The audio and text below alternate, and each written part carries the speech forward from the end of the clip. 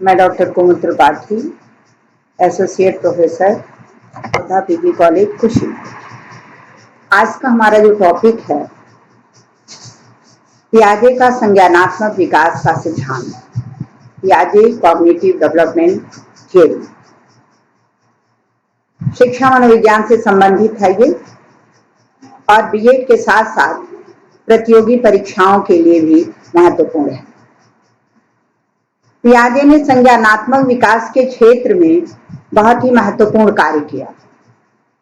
Alfred बिने के साथ जब ये बुद्धि मापन के क्षेत्र में कार्य कर रहे थे तो इन्होंने ये देखा कि जो बौद्धिक क्षमता से संबंधित प्रश्न थे, उन प्रश्नों को बहुत से बच्चों ने गलत किया। उनके गलत उत्तर से ये बहुत विचलित हुए और इन्होंने उसके बाद बौद्धिक विकास कैसे होता है या संज्ञानात्मक विकास कैसे होता है, इस पर अध्ययन करना प्रारंभ किया। इसके लिए इन्होंने किसी प्रयोज्य को नहीं लिया, बल्कि अपने ही 3 बच्चों पर अध्ययन किया और उसके आधार पर अपना ये संज्ञानात्मक विकास का सिद्धांत दिया। जब इन्होंने अपना सिद्धांत दिया तो इनको खुद ही नहीं ये पता था कि यह सिद्धांत इतना महत्वपूर्ण साबित हो। क्या है संज्ञान और क्या है संज्ञानात्मक विकास, आइए इसकी चर्चा करते हैं। बाह्य जगत से ज्ञान प्राप्त करना ही संज्ञान है, यानी हमारे वातावरण में जो भी चीजें हैं, चाहे वो कोई वस्तु है, कोई प्राणी है, कुछ भी है, उसके संबंध में ज्ञान प्राप्त करना ही संज्ञान है या कॉग्निशन है। संज्ञान का विकास अनेक संज्ञानात्मक प्रक्रियाओं के फलस्वरूप होता है। संज्ञानात्मक प्रक्रियाओं में जैसे हम ले सकते हैं कि प्रत्यक्षीकरण, कल्पना, चिंतन, तर्क, समस्या समाधान, ये बहुत ढेर सारी प्रक्रियाएं हैं जिनके फलस्वरूप हमारा विकास होता है, बौद्धिक विकास होता है। जन्म के समय नवजात शिशु में संज्ञानात्मक क्षमता का अभाव पाया जाता है, परंतु जैसे जैसे उसका शारीरिक, मानसिक व सामाजिक विकास होता जाता है, उसके उद्दीपक जगत की जानकारी विस्तृत होती जाती है और उसका ज्ञान जटिल व संगठित प्रकार का होता जाता है। यह संज्ञानात्मक विकास कैसे होता है, पियाजे ने अपने अध्ययन के आधार पर बताने का प्रयास किया। इसने ये कहा कि हमारा जो कॉग्निटिव फंक्शनिंग है या जो हमारा संज्ञानात्मक कार्य है, जब बच्चा पैदा होता है तो उसके पास कोई ज्ञान नहीं होता है, केवल होता क्या है, सहज क्रियाएं या रिफ्लेक्सेस होती हैं। उन रिफ्लेक्सेस के आधार पर धीरे धीरे जैसे जैसे वो वातावरण के संपर्क में आता है तो उसकी संज्ञानात्मक प्रक्रियाएं चलती रहती हैं और उनके आधार पर उसका संज्ञानात्मक विकास होता है। इसने ये कहा कि जो कॉग्निटिव फंक्शनिंग होती है उसमें 2 चीजें होती हैं, एक तो होता है ऑर्गेनाइजेशन और दूसरा होता है एडेप्टेशन, संगठन और अनुकूलन। अनुकूलन एक ऐसी प्रक्रिया है जिसमें 2 चीजें होती हैं, एसिमिलेशन और एकोमोडेशन, आत्मसातीकरण और समाविष्टीकरण। ये क्या है, अब हम इसको विस्तृत रूप में देखेंगे। ऑर्गेनाइजेशन यानी संगठन। संगठन से तात्पर्य प्रत्यक्षीकृत या बौद्धिक सूचनाओं को बौद्धिक संरचना में व्यवस्थित करने से है। प्रत्येक व्यक्ति अपनी स्वयं की बौद्धिक संरचनाओं का निर्माण करता है। यानी इसमें यह कहा पियाजे ने कि हम जिस भी चीज को देखते हैं, जिसका प्रत्यक्षीकरण करते हैं, उसके बारे में सूचनाएं एकत्र करते हैं और अपनी एक बौद्धिक संरचना बना लेते हैं, बच्चा बना लेता है मस्तिष्क में, और जितना भी प्रत्यक्षीकरण से ज्ञान मिलता है उसको वहां वह व्यवस्थित करते चलता है। इसके बाद अनुकूलन की प्रक्रिया होती है। अनुकूलन की प्रक्रिया क्या है? यहां आप देखें, अनुकूलन वह प्रक्रिया है जिसके द्वारा व्यक्ति अपने पूर्व ज्ञान तथा नवीन अनुभवों के मध्य संतुलन स्थापित करता है।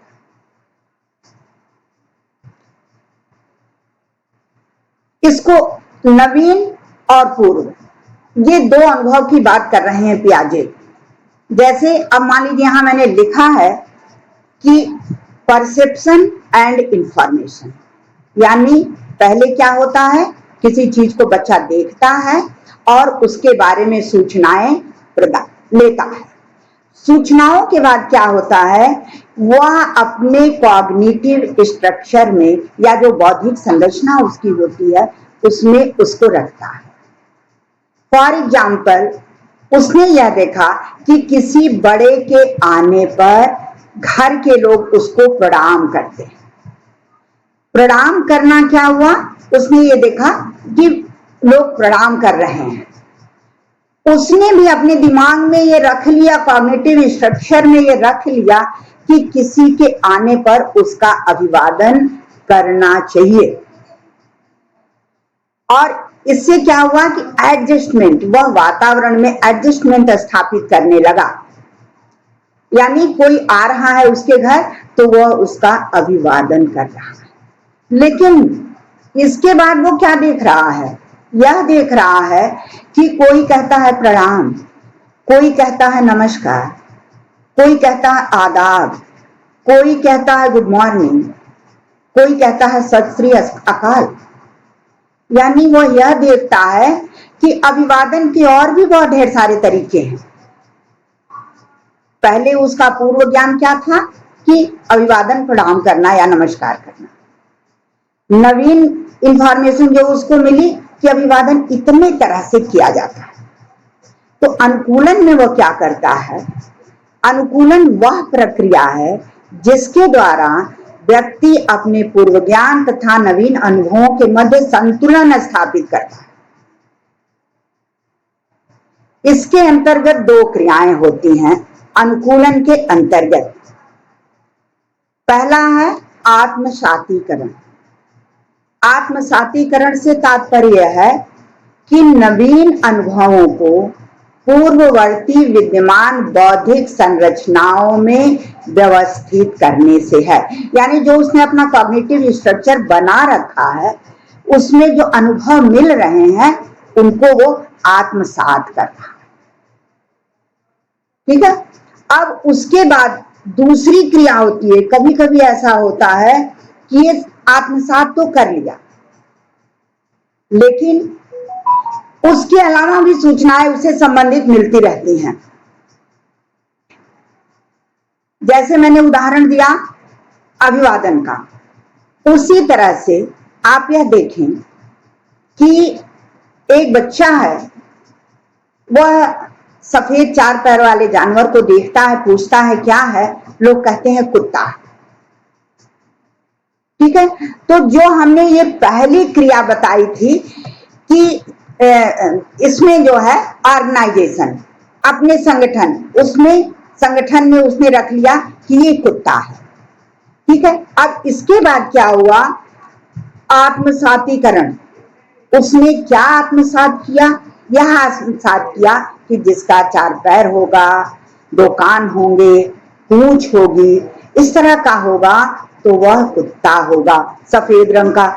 ये आत्मसात कर लिया, अपने में एसिमिलेट कर लिया। लेकिन उसके बाद क्या हुआ, एक और घटना हुई। एक घटना क्या होती है कि एक दूसरा सफेद रंग का जानवर, लेकिन उसको पूछा ये क्या है तो लोगों ने कहा ये बकरी है। अब जो नवीन ज्ञान, उसका जो पूर्व ज्ञान था उसमें वे नवीन ज्ञान को समाविष्ट कर रहा है, रख रहा है। इसीलिए कहते हैं कि समाविष्टीकरण से तात्पर्य नवीन अनुभवों की दृष्टि से पूर्ववर्ती बौद्धिक संरचनाओं में सुधार करने, विस्तार करने या परिवर्तन करने से है। यानी उसने क्या किया, पहले तो जाना कि जो इस तरह का होगा वो कुत्ता होगा, लेकिन उसी तरह की बकरी को देखा तो उसने क्या किया कि बौद्धिक संरचनाओं में सुधार कर लिया, अपने बौद्धिक संरचना में उसने सुधार कर लिया और यह जान लिया कि उसकी एक और विशेषता है। बकरी जो है वो में करती है और कुत्ता भौं भौं करता है, यानी सुधार भी किया और विस्तार भी, अपने ज्ञान का विस्तार भी कर लिया।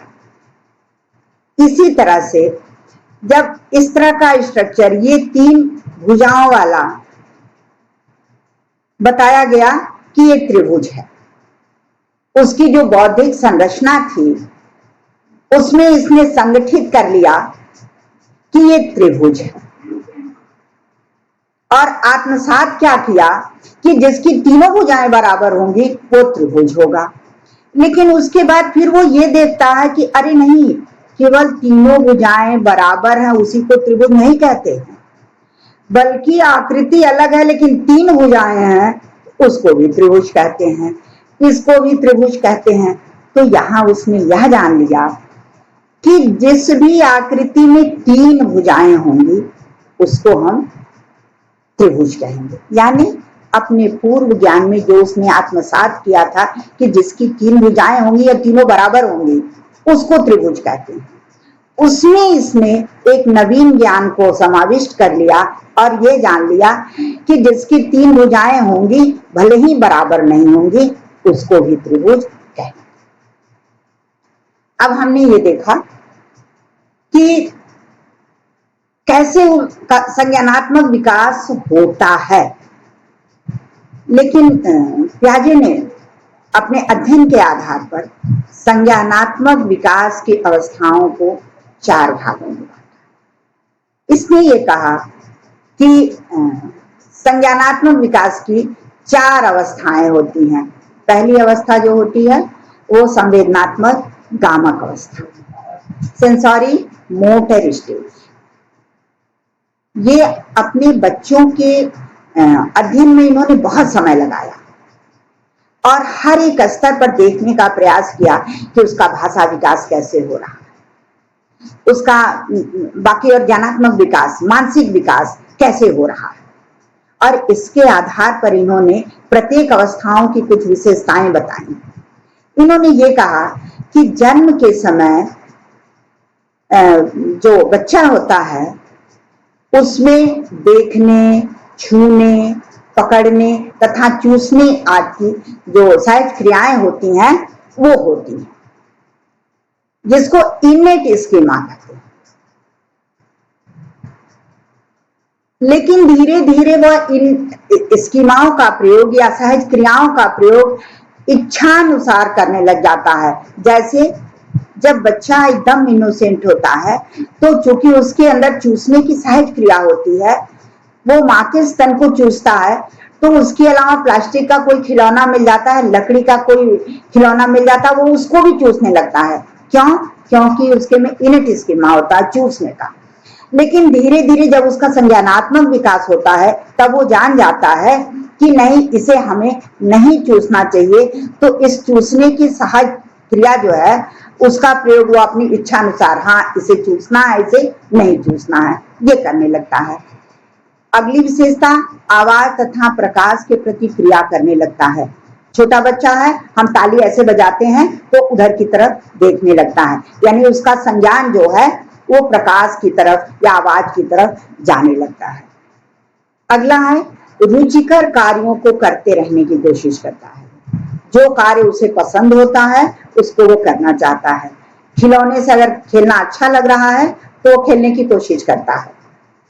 आप देखते हैं कि कभी कभी बच्चा खिलौने से खेल रहा है, आप ले लेते हैं तो चिल्लाने लगता है। क्यों? इसलिए कि उससे खेलना उसको पसंद आ रहा है और आपने उसमें व्यवधान उत्पन्न कर दिया। प्रयास एवं त्रुटि का प्रयोग वो करता है। अगर कोई किसी छोटे जानवर को चलते हुए देखता है, वो छोटे जंतु को, तो वो सोचता है कि उसका सहज गुण क्या है? पकड़ना। उसकी स्वाभाविक क्रिया क्या है? पकड़ने की कोशिश करता है। पकड़ता है, वो छोटा जो जंतु है, वो चींटा है, वो काट लेता है। जब काट लेता है तो फिर वो छोड़ देता है। ऐसे जब 2-3 बार वो करता है और वो देखता है कि ये तो काट लेगा, तो फिर वो उसको छोड़ देता है। फिर वो गलती नहीं करता। पियाजे ने ये कहा कि 1.5 वर्ष की आयु से बच्चा जो है वो सोचना आरंभ कर देता। और एक चीज और बताया उसने कि भाषा का प्रयोग पहले वो अनुकरण के लिए करता है। जैसे बड़े लोग कहते हैं माँ, पापा, बुआ, पानी, तो पहले तो वो अनुकरण करता है, लेकिन धीरे धीरे जब उसका थोड़ा और संज्ञानात्मक विकास होता है तो फिर वह अपनी अभिव्यक्ति के लिए, जैसे माँ को बुलाना है या पानी मांगना है, तो फिर वह मम्मा ऐसे बुलाने लगता है कि अपनी अभिव्यक्ति के लिए बुलाने लगता है, या भाषा का प्रयोग करने लगता है कि तुम मेरे पास आओ। दूसरी अवस्था है पूर्व संक्रियात्मक अवस्था, प्री ऑपरेशनल स्टेज, जो 2 से 7 वर्ष तक। इसमें पियाजे ने यह कहा कि इस अवस्था में जो है वो बच्चा संकेतात्मक कार्य करने लगता है, संकेतों से,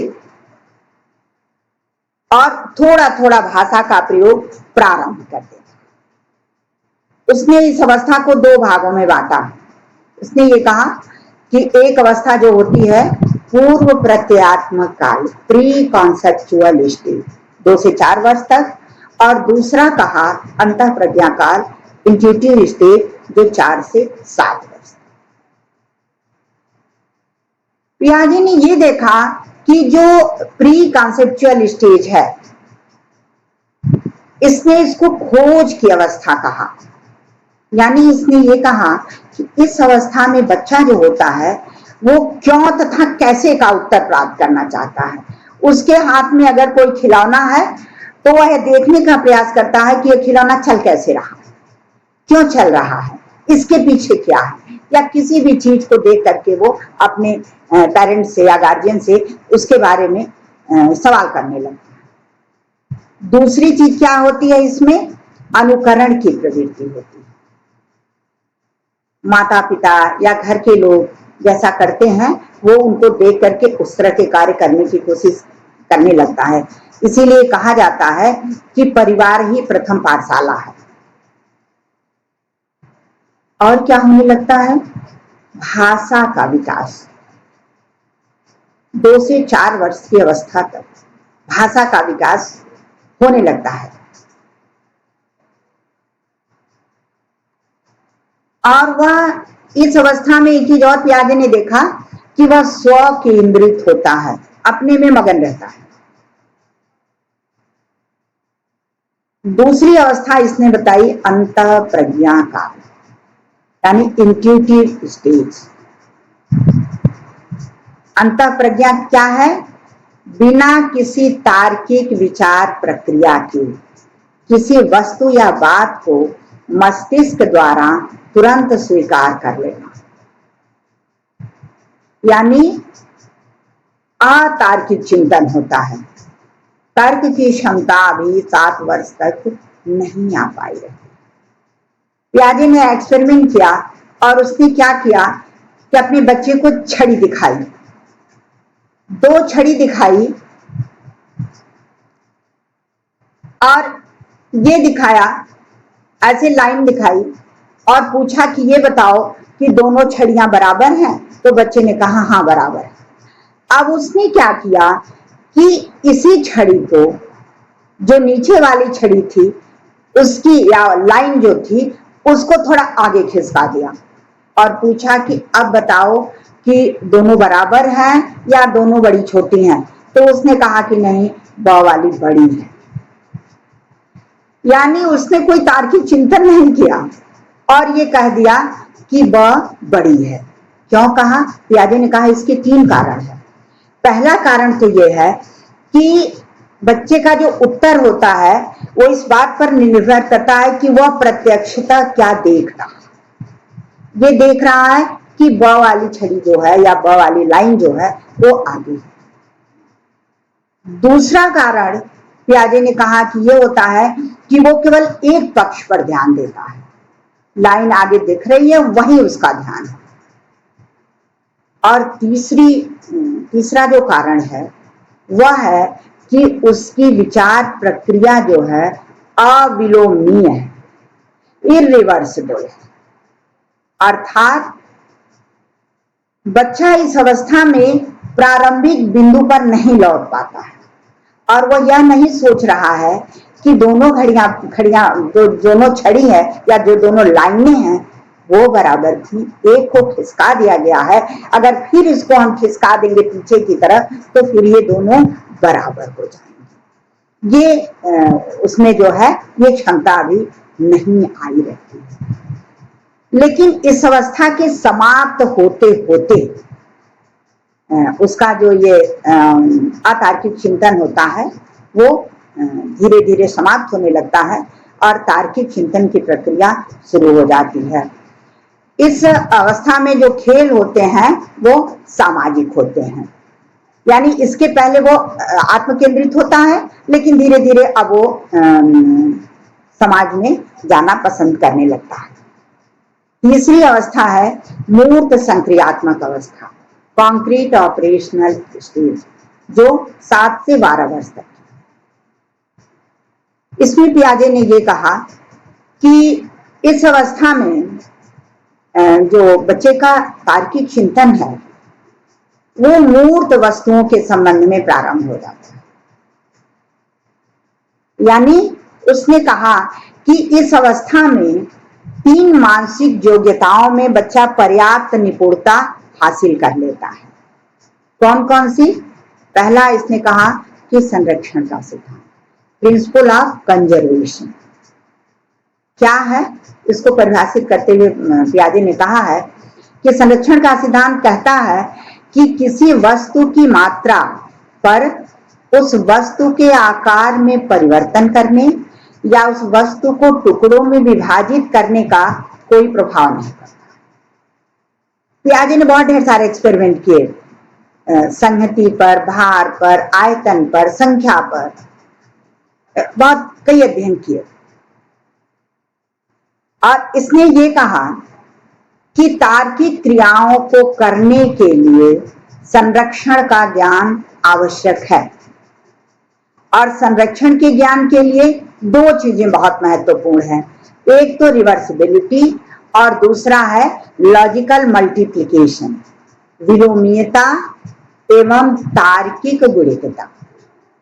अब हम लोग इसको देख लें कि ये क्या है। विलोमीयता, विलोमीयता से तात्पर्य मन ही मन किसी वस्तु के पूर्व आकार में समझने से। इन्होंने क्या किया, 2 गेंद लिया, मिट्टी के 2 गेंद लिया और पूछा कि ये बराबर हैं, तो बच्चे ने ये कहा कि हाँ बराबर हैं। कब कहा? प्री कॉन्सेप्चुअल स्टेज, ये कहा कि दोनों बराबर हैं। फिर इन्होंने क्या किया कि एक गेंद को थोड़ा चपटा कर दिया और पूछा कि अब दोनों को दिखाया, पूछा कि अब ये बताओ कि दोनों बराबर हैं। तो 7 वर्ष तक के पहले का जो बच्चा था उसने ये कहा कि नहीं, जो चपटा हो गया था उसको कहा कि ये बड़ा है। क्यों? उसके मन में वो जो तार्किक क्षमता इतनी नहीं थी कि वो जान सके कि यह गोला था, उसको चपटा कर दिया गया है, फिर गोल कर देंगे तो वो बराबर हो जाएगा। लेकिन कॉन्क्रीट ऑपरेशनल स्टेज में बच्चे में यह रिवर्सिबिलिटी का गुण आ जाता है, वो जान जाता है कि इसको चपटा कर दिया गया है इसलिए बड़ा दिख रहा है, अगर गोल कर दिया जाएगा तो दोनों बराबर हो जाएगा। तार्किक गुणितता ये क्या है, इसको परिभाषित करते हुए इसके संबंध में पियाजे ने बताया कि 2 या 2 से अधिक विमाओं या विशेषताओं पर एक साथ ध्यान देना। पियाजे ने क्या किया कि 2 शीशे के गिलास लिए, एक गिलास लंबा लिया और एक चौड़ा लिया, 2 जार लिए, एक पतला और लंबा और एक चौड़ा और छोटा, दोनों में 1-1 लीटर पानी भर दिया और पूछा कि बताओ ये दोनों बराबर है पानी में। तो जो बच्चा प्री कॉन्सेप्चुअल स्टेज में था, प्री ऑपरेशनल स्टेज में था, उसने ये कहा कि नहीं, जो लंबा है उसमें ज्यादा, यानी 7 वर्ष तक के पहले तक के बच्चे में ये क्षमता नहीं थी।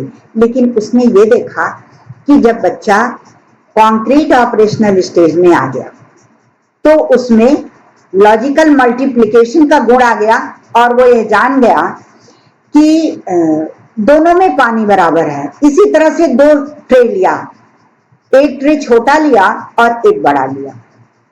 छोटे ट्रे में भी उतनी गोलियां रखी जितने बड़े ट्रे में, लेकिन ट्रे छोटा था तो उसमें वो नजदीक नजदीक दिख रही थी और जो बड़ा था उसमें दूर दूर दिख रही थी।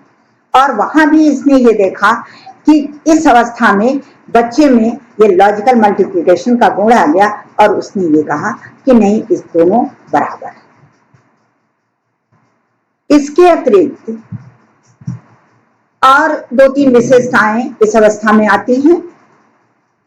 सीरियल ऑर्डरिंग, क्रमबद्धता की क्षमता आ जाती है, यानी किसी चीज को वो सीरियल क्रम में रखने लगता है।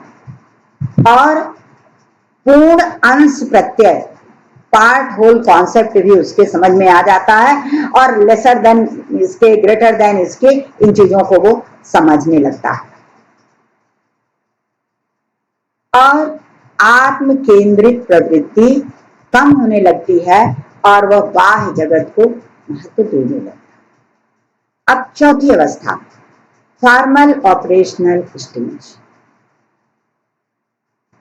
औपचारिक संक्रियात्मक अवस्था, जो 12 वर्ष से किशोरावस्था तक चलती है। इसके बारे में कुछ चीजें पियाजे ने बताई हैं। पहला ये बताया कि इसके पहले जो था वो मूर्त बातों के संबंध में तार्किक चिंतन करता था छात्र, लेकिन इस अवस्था में वह अमूर्त बातों के संबंध में तार्किक चिंतन करने लग जाता है। और क्या होता है संज्ञानात्मक विकास में कि मूर्त वस्तुओं तथा सामग्री के स्थान पर शाब्दिक तथा सांकेतिक अभिव्यक्ति करने लगता है और समस्या समाधान की क्षमता आ जाती है उसके अंदर। और क्या करने लगता है, निष्कर्ष निकालने लगता है, व्याख्या करता है और परिकल्पना बनाना शुरू कर देता है, परिकल्पनाएं बनाता है। और क्या विशेषता होती है, और क्या करने लगता है वो कि प्रयास और त्रुटि का सहारा तो लेता ही लेता है, वो तर्क का भी सहारा लेने लगता है। बौद्धिक संगठन उसका जो है अधिक क्रमबद्ध होता है। जैसा मैंने शुरू में ही बताया था कि सबसे पहली संज्ञानात्मक विकास की जो सीढ़ी होती है वो होता है ऑर्गेनाइजेशन, संगठन, यानी वातावरण से जो भी ज्ञान वो प्राप्त करता है अपने कॉग्निटिव स्ट्रक्चर में संगठित करते जाता है। तो जो शुरू में वो संगठन होता है वो क्रमबद्ध नहीं होता है, लेकिन जैसे जैसे उसका संज्ञानात्मक विकास होते जाता है वो क्रमबद्ध होता जाता है, स्व आलोचक हो जाता है। और क्या करने लगता है कि पुरानी पीढ़ी के मूल्यों तथा व्यवहार की विश्लेषणात्मक आलोचना करने लग जाता है, ये सही है, ये गलत। और एक और चीज करने लग जाता है कि नैतिक निर्णय लेने लग जाता है, चाहे वो अपना कार्य हो या दूसरे। अब अंत में हम देखेंगे कि पियाजे के सिद्धांत का शैक्षिक महत्व, इतना उसने बताया, तो शिक्षा में उसका क्या महत्व है। पहला यह है कि उसने विद्यार्थियों पर जोर दिया है, तो ये होना चाहिए कि पाठ्यक्रम तैयार करने में शिक्षार्थी की आवश्यकता, प्रेरणा, रुचि एवं पर ध्यान दिया जाए। उसने खेल के महत्व को स्वीकार किया है। उसने ये कहा कि खेल केवल मनोरंजन के लिए नहीं होने चाहिए बल्कि ज्ञान के लिए भी होने चाहिए। किशोरावस्था में औपचारिक संक्रियात्मक विचार बढ़ाने के लिए ऊंचे स्तर की शिक्षा दी जाए, ये इसका बहुत बड़ा शैक्षिक महत्व है। इसने एक चीज और कहा कि अनावश्यक मदद न की जाए बल्कि बच्चों में जिज्ञासा उत्पन्न की जाए, कुछ करने की, जानने की, सीखने की। छात्रों को क्रियाशील रखा जाए, ज्ञानात्मक क्रियाकलापों को व्यवस्थित ढंग से प्रस्तुत किया जाए, तभी सीखने की क्षमता जो है वो सही हो पाएगी। और अंतिम इसने ये कहा कि गणित और विज्ञान सीखने में भौतिक वातावरण आवश्यक होता है। इस प्रकार हम देखते हैं कि पियाजे का जो संज्ञानात्मक सिद्धांत है उसके द्वारा हमारा संज्ञान कैसे विकसित होता है और हम शिक्षा में उसका कैसे उपयोग कर सकते हैं, ये हमारे लिए बहुत महत्वपूर्ण है। धन्यवाद।